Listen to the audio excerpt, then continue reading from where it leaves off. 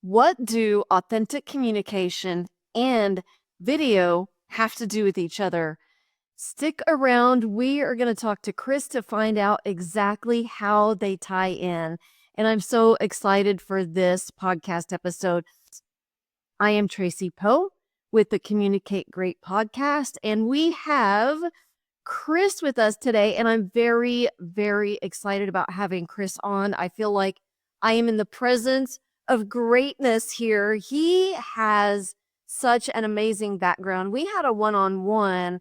I don't know. I think it's been a little bit, 6 weeks or so, maybe. 6 weeks or so. And he and I met through the Nonprofit Consortium, and that is a group of professionals who have a heart for nonprofits. And we've gotten together and we kind of network and we talk about what we do to help nonprofits. And so if you've been around the podcast for any length of time or in my life, you will know that I come from a nonprofit world and I left it to start Communicate Great.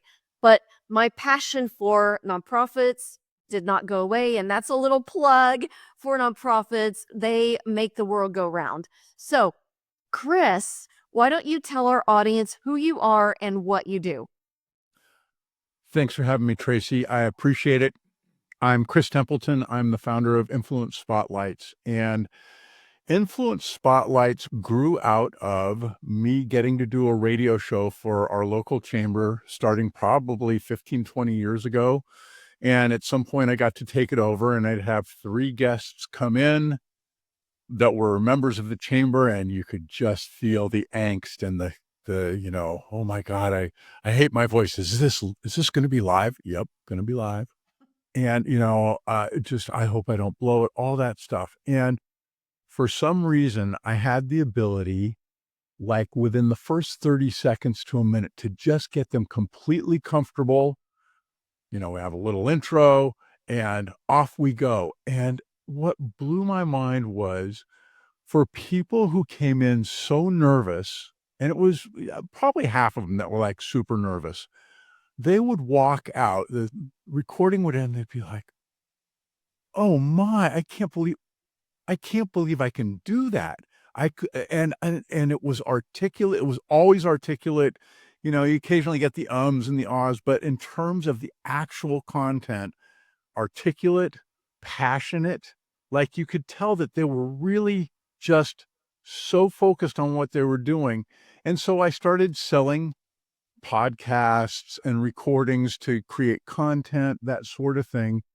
And to this day, 20-ish years later, I'm still blown away at how somebody can articulate what they do with real passion, real authenticity.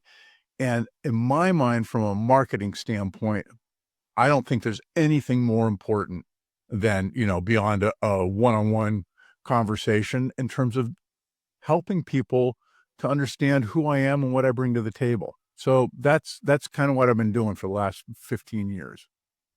Which is fascinating because when we met, I knew a little bit from the group that we're in together.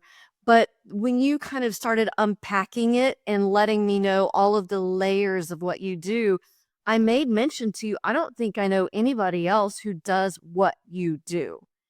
So, It's pretty far and few between. yeah, it's fascinating.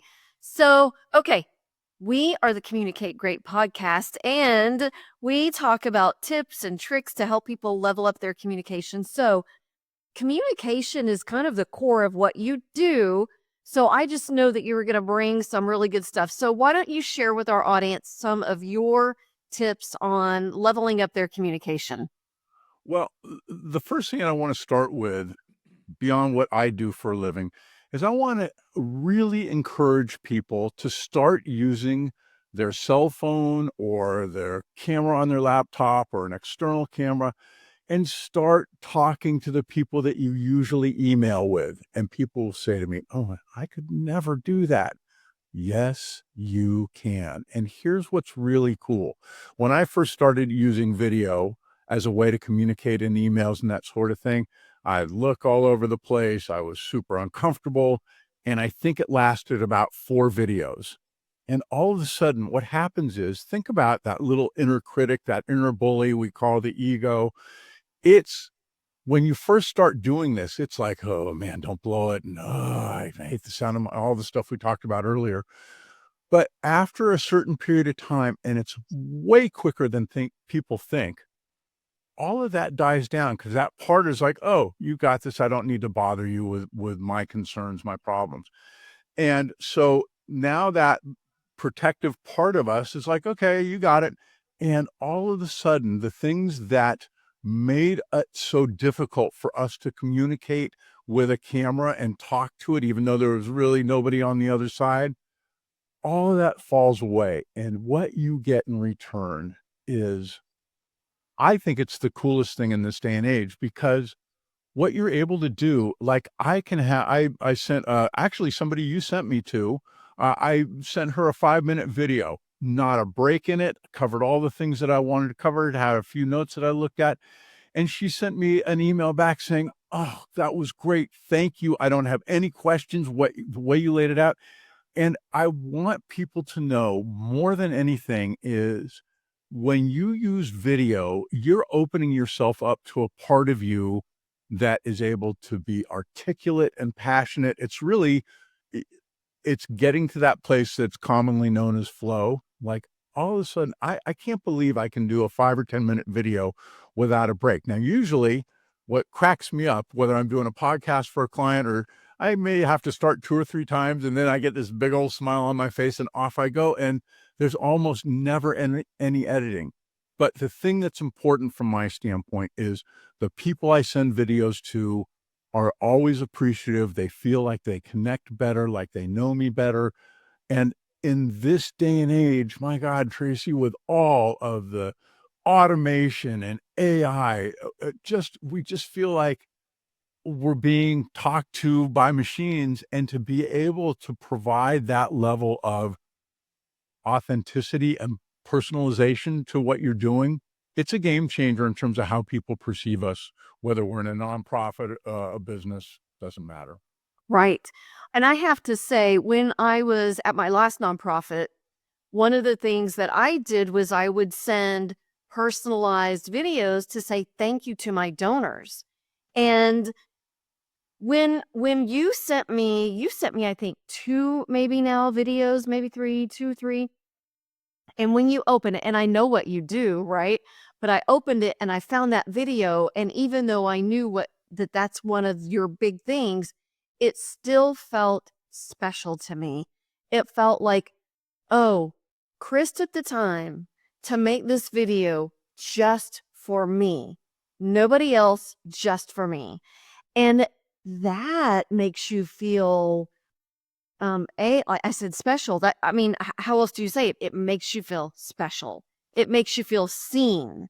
And so I agree with you that if people would just start sending video messages, man, that stands out for sure.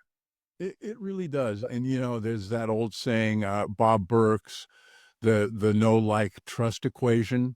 Right. You're hitting home runs when you're doing that. And the other thing that I think is really important to keep in mind is one of the things that people feel like, oh, I got to do it perfectly. No, you don't. You want people, if you make a mistake or you say an or an but you're being who you are, that's where the connection happens. Think about the value of blooper reels, and whether it's a movie or a podcast, like that's where people really connect. And so when you kind of take away that sense of I need to be perfect and I just want to be who I am, I want to be easy about it, it totally changes how you do it. And it totally changes how people perceive what you're doing on the other end.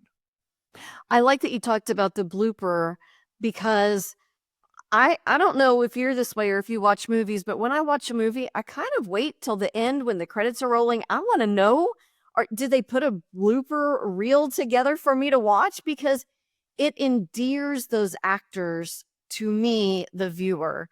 And so I really like that idea. And you talked about, let's see, I can't remember the point now, but it made me think of something that I work with I remember. When I work with people on public speaking, one of the things we talk about is you are offering your value to your audience, right? You are giving something to them. And you talk about when people start doing the videos and then they kind of warm up to it and they kind of relax. It's the same thing with public speaking. That's one of the pieces of advice that I give is when you focus on giving to your audience instead of, oh, how do I look? Am I going to mess up? And those kinds of things, it changes your presentation. So I liked those 2 points. And a couple of things in regards to that. You may think that you hate the sound of your voice, and that's fine. Nobody else does. Nobody pays any attention to that. Right. Um, and when you make a mistake, I love that. Endears. It endears people. And why not in this day and age endear yourself to people that are important to you? And there's nothing wrong with endearing yourself to a donor or a prospective client, that sort of thing. Yes. It's such a nice alternative to how we've typically summarized or generalized what a salesperson is. And this is the opposite. I had a call yesterday with a woman, a VA firm, and she said, I just need you to know I'm not the salesperson.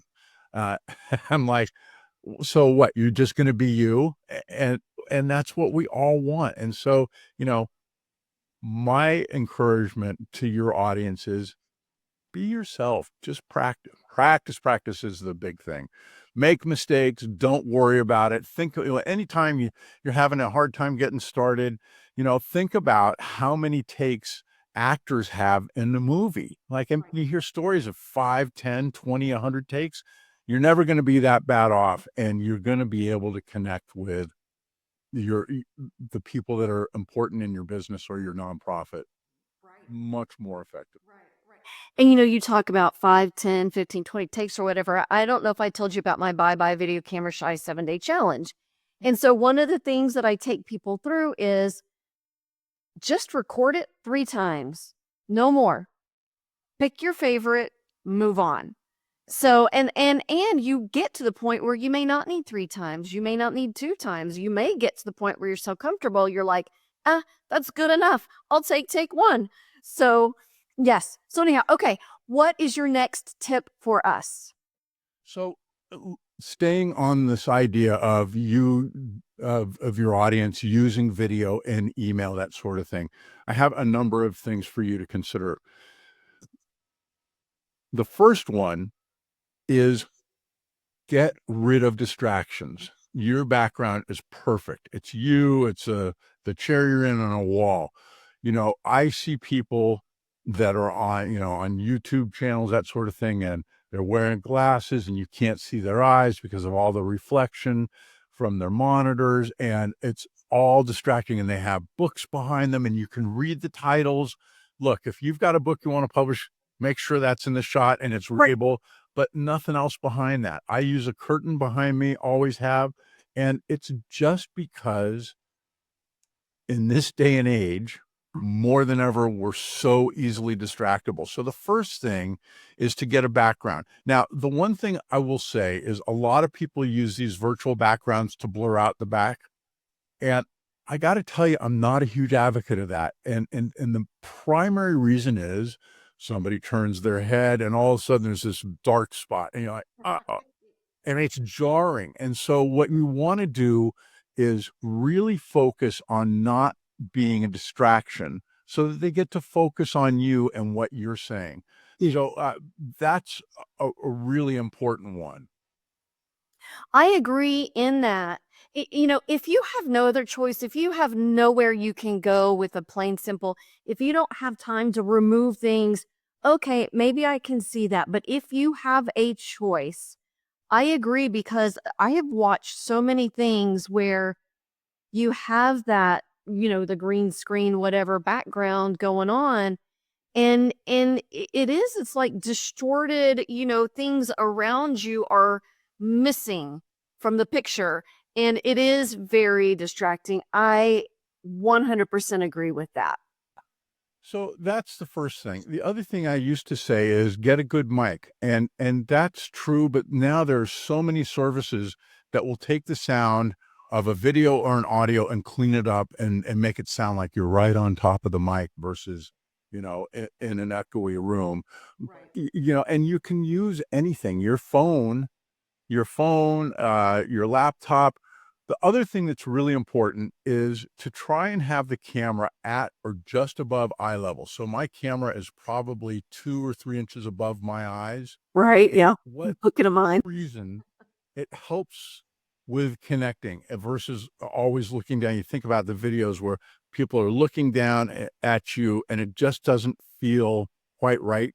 So that's another thing that I think is really important. However, if you are using a desktop computer, now you can get a good mic for $50. And I'll tell you, sound is way, way, way, way more important than the video. I mean, if I'm sounding like this, it's no fun versus, being on my mic. So those are a couple of things that I think are important. And then I think the last tip is practice. Give yourself the grace to practice and, send a practice by sending videos to your colleagues. Hey, I'm trying to make videos. I know this is really uncomfortable for me and I know I'm going to get better at it, but I'm going to use you as so make it easier on yourself. Right. Don't beat yourself up and that little part of you that's your inner critic, just tell it to relax for a little bit. We're just trying to get better.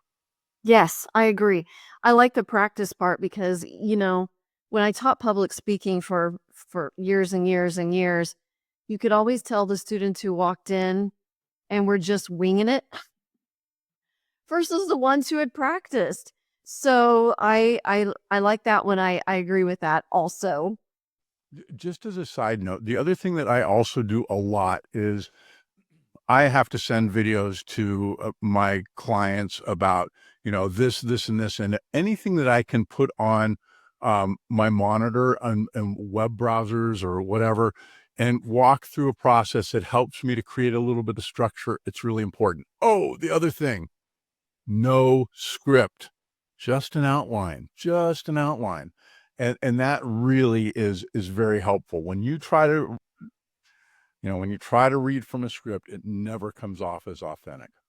I I I feel like have you been in one of my public speaking classes? Because we're hitting a lot of the things. So anyhow, You I haven't bet it's I know. pretty straightforward once you think about it, isn't it? Once you think about it and have somebody to help you practice makes all the difference. Exactly, exactly. I love it. Okay, so I agreed with every single thing you said. Excellent, excellent. Okay, what else do you have for us? Well, the other thing that I do is I sell interviews. I sell podcasts where I act as a co-host or interviews where I act as the interviewer. And I just want to give people a sense, and it doesn't have to be me. Look, if you've got somebody in your organization who's naturally an outstanding listener, like they listen way more than they talk, get them on a Zoom call and think about just a few of the things that you can do. A podcast to create thought leadership with the leaders of an organization, with your subject matter experts. There's so much content that you have within your organization, and when you create that that right environment, and really, I think for the most part, what you want is somebody who's going to start with something like this is how I start almost all my interviews. I am so pleased to be here with Traci Poe to talk about the value of video communication. Like if you can do that for the person that's being interviewed, that's what settles all that inner critic down. And then you have somebody who's putting themselves in two positions. One is they're hopping into the shoes of the interviewer. I imagine it must be really X, Y, and Z for you. Oh, yeah, I never thought about it that way. So that's one thing. And then the other thing is always listening from the standpoint of the audience, making sure that as you listen and you're interviewing this person, that you're thinking about it from the standpoint of the audience and what you want them to hear. Is it is it being articulated properly? Do you need to ask a question that's going to clarify it for your audience? Those are the types of things that you want in an interviewer. So it can be me, it can be somebody in your organization, but the key is having somebody who's genuinely interested and gets that person to feel at ease quickly. But think about all the things that we struggle with content wise that we can make so much easier by just doing an interview.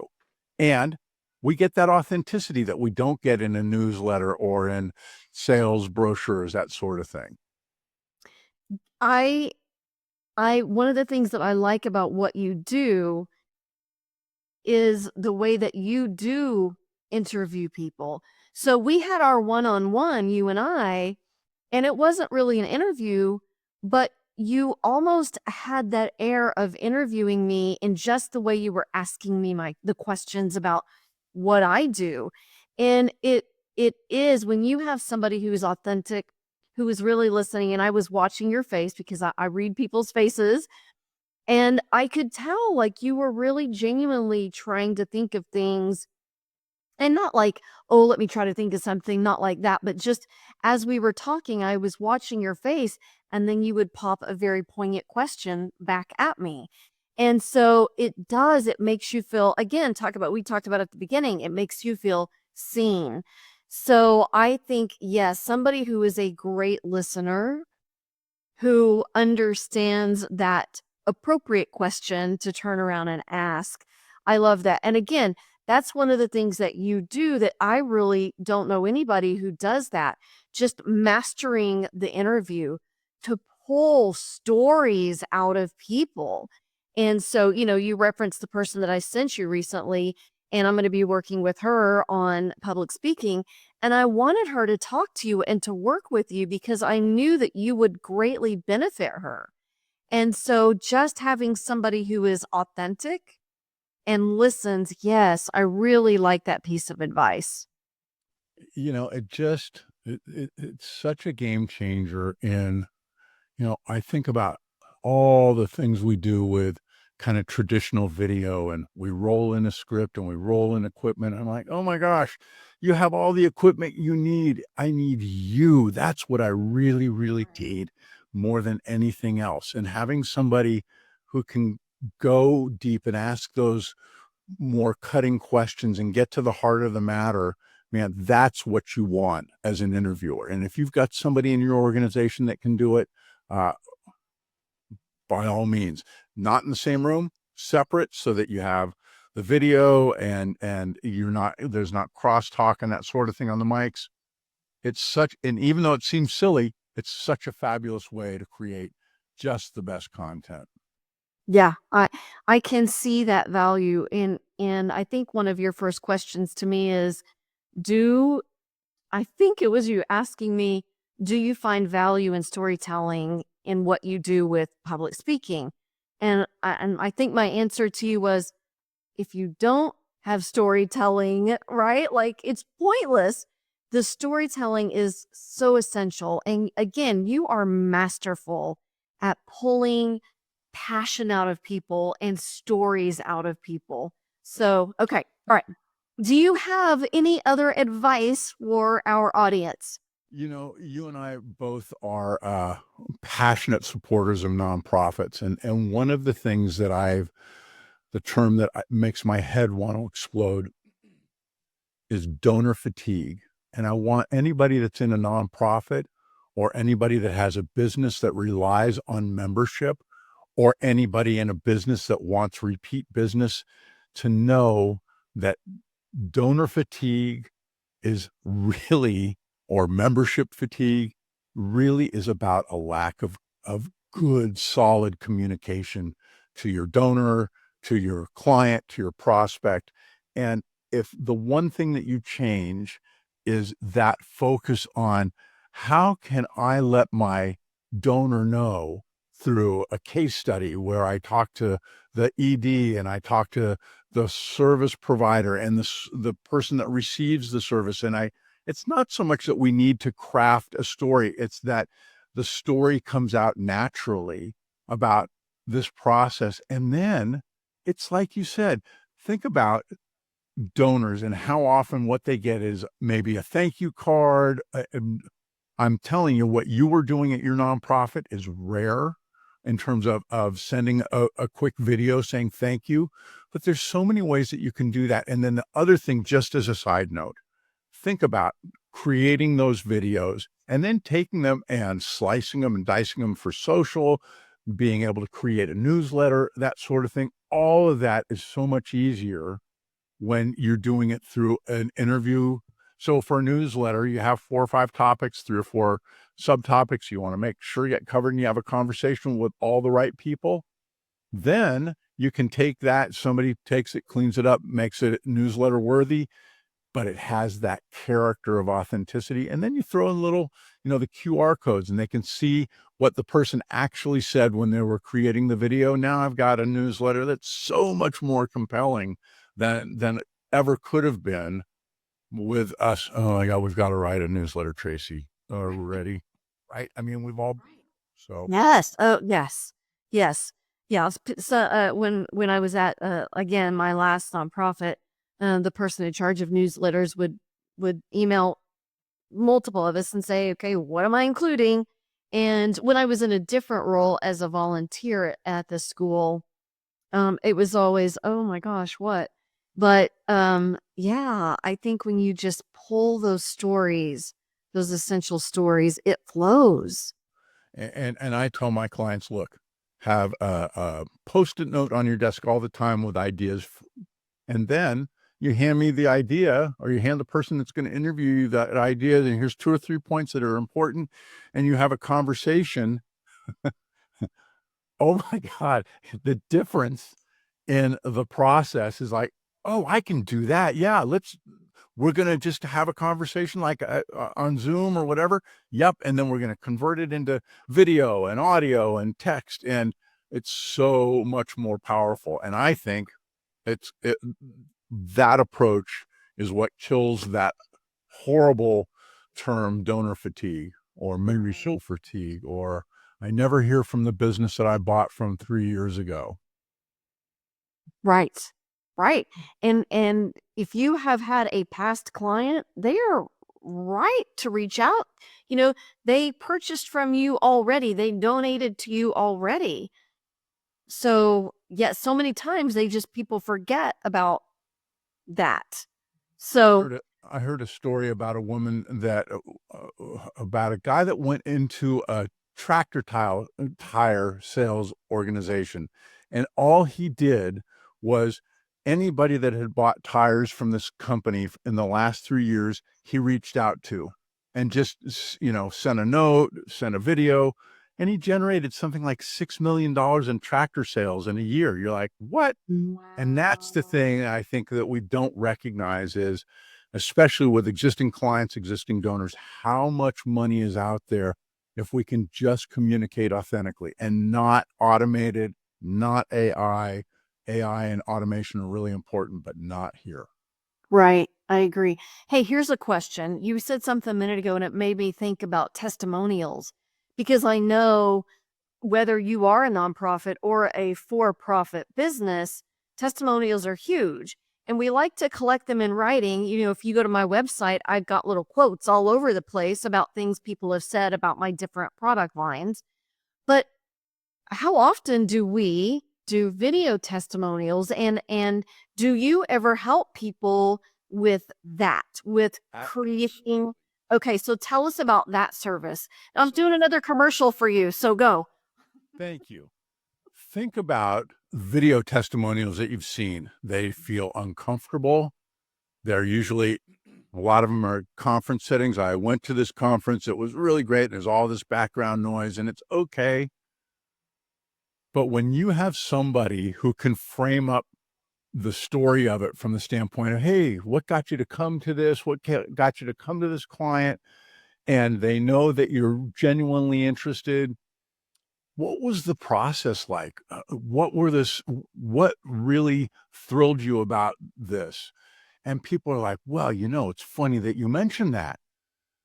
Tracy was so amazing in helping me to do X, Y, and Z. And now they're not they're not doing a customer testimonial. They're speaking from their heart about what was important in the process. And so I have a guy that I've done some work with, and they get customer testimonials like, I feel nothing toward that. Like, it just, I appreciate that the guy did it, but versus tell me how it was. And you can see the difference. And I think that's one of the things, I was going to say earlier, one of the worst experiences I've ever had with podcasts. I've been a guest on a lot of podcasts, and when they ask, you finish the question, and they just go on to the next question. And it's like, it almost, that's that distraction of, well, where's the flow here? And so it's the same thing, right? Mhm. It's, tell me about it. How was it? Man, that must have been such a crazy difference between where you were before you came to this organization and where you are now. Oh my God, you have no idea. It was so great. And it's really, and it's all about the person interviewing, being genuine, like you said, genuinely interested and Mhm. bringing out that passion. And it just can never be scripted, can it? We can have an outline of things we want to cover, but boy, it's so important that it just be good, solid information, because I've tapped into what was important to that customer or that donor or that recipient of whatever the good and service was, Right. a nonprofit. Right. Right. Yeah, now you've got me thinking, "Oh, am I asking the right questions?" But I have been on podcasts where it's like next question, next question, next question, Worst and success, isn't it? as the person being interviewed, it's a little whiplashy. Like, "Oh, It is. okay, we're gonna move on." So, yeah. Because you don't feel heard. Like, okay, got that one done. Here's the next question. I had an interview like that recently, and it's just like, where's the value? Right. Got to get to, I mean, I think that's what you do and what I do is we find the value in what our customers are trying to communicate and help them to do it in a way that works. Can I just share one little story? When I was doing this radio show, when I first started, I'd go in every Friday, general managers there, outstanding interview. And I would have called the people, I'd have conversations. I mean, it was a big job. I'd walk in with pages of notes, which would immediately get all, and I said, Jeff, I just don't feel like I'm nailing this. What is your secret to being such a great interviewer, he said, Chris, I have one really good, solid question to start with. And then I just follow the conversation. And, you know, that's basically what I've done with just a little bit more structure for the last 15, 20 years. And the content that comes out is just, it's such a thrill, isn't it, to for you to see your people up on the stage and going, oh my God, look at how natural you are. Like, it's not that you put anything, it's not like you had to add a bunch of stuff. It's almost like you're stripping away all the garbage, that inner critic, so that they can just be who they are. And oh, what a difference. Right, right. I love it. Okay, do you have any talk about moving on, whiplash. Do you have any other advice? Any other advice you wanna share? I probably in the last 3 years, I've done about 1,000 short videos, like anywhere from 30 seconds. Hey, Traci, thanks so much for your email. I got it. I want you to know I'm working on it, and I'll be back in touch with you in 3 days, to 5 minutes of explaining a process. And, I to the woman that you referred me to, I said, here's the process. It was about a 5-minute video. And to get back, I said, I'm sending you this video because I want you to just kind of think about this and see if it's a fit. And then let's get on the phone and have a conversation, answer any questions you have. It is such a great way to do it. And so I've done tons of those. And what I would recommend, the product I use is called Screen Pal. And it's beautiful because what it does is you shoot the video. If you're sharing a screen, you can really easily edit, being full screen and then being up in the upper right-hand corner and showing what you're showing. Really, really easier, almost always faster, except for the very beginning when we're learning to do it that way. And then it just creates a link that you put in your email. It's so powerful. Loom is another one I haven't looked at in a number of years, but I just absolutely adore ScreenPal for how easy it is to do this kind of communication and to just change. And it's, isn't it, the thing from my standpoint is, like, when I do those videos, I love my job. I love what I'm doing. When I'm writing an email, not so much, right? But when I just get to be me, communicating with you, it's a lovely thing. So I just can't encourage anybody enough, especially if you're in sales or work with donors, to make desktop video a really integral piece of what you do. I think because of what I did with the nonprofits and sending my video thank yous, I think that, again, there's such value in it. So if our audience, if anybody, whether it's in a day or 5 years from now, if they want to reach out to you to ask for your help, how can they get in touch? The best way to do it is to go to influencespotlights.com. Sorry, influencespotlights.com. And and what is on every page is a complimentary interview button. And click that button. Let's have a conversation. You'll set up a time for half an hour, 15 minutes of that'll be an interview, and you can see how it works. And you can take that interview and do anything that you want with it, put it on social, that sort of thing. It's a great way to find out how we work. And I promise you, you're going to appreciate it. I've yet to have somebody in years say this was just a huge mistake. Doesn't happen. Right. No, and your free interview is of such value. Thank you. That I really want anybody who is watching this or listening to this to understand the value that you are giving for free away to people to interview them. And then you send them that, because after our one-on-one, I didn't even know you were doing that. And you said, oh, by the way, I'm going to send this to you. Do with it what you want. And I was blown away, because there is value if you are using marketing in any way to turn around and use little snippets from that. I mean, 15 minutes of snippets for free is huge. For It's huge. free, happily. And, Happily. and the reason I do that is I want to get to know the people that I want to work with. And it's a great way to find out if it's a fit too. One of the things that's lovely about video is it does a great job of getting the right people to see you and the wrong people to say, you're not so much a fit for me. And you know what? That's just life, and that's okay. Why not make that process easier for people to understand? Yes. Yes.